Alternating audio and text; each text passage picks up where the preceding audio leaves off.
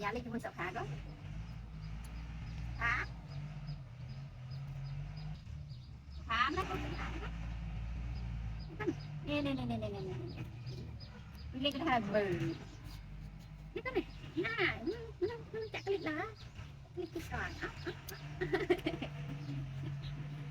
cái nào liền này cái lá này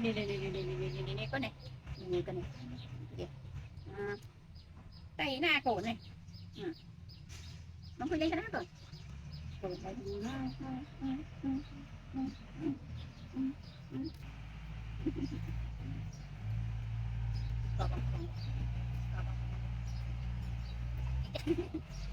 này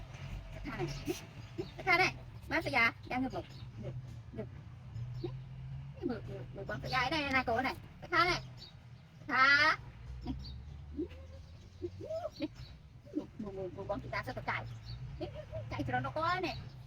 nó mấy cồn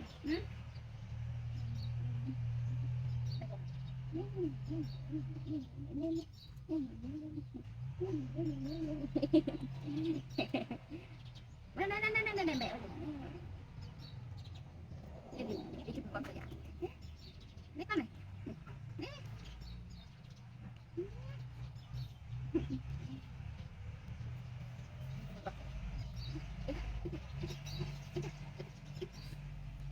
cái con này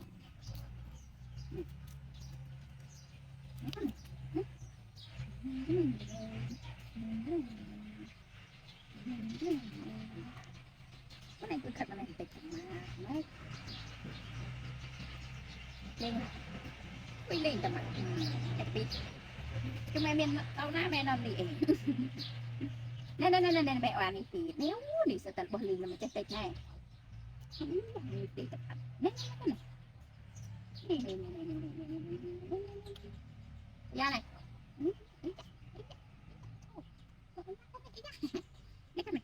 này tao tha này tao tha bị tay na từ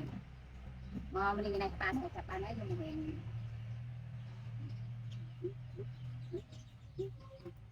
nè đi này ta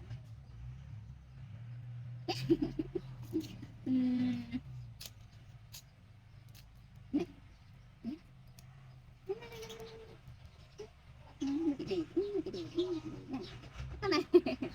nè con này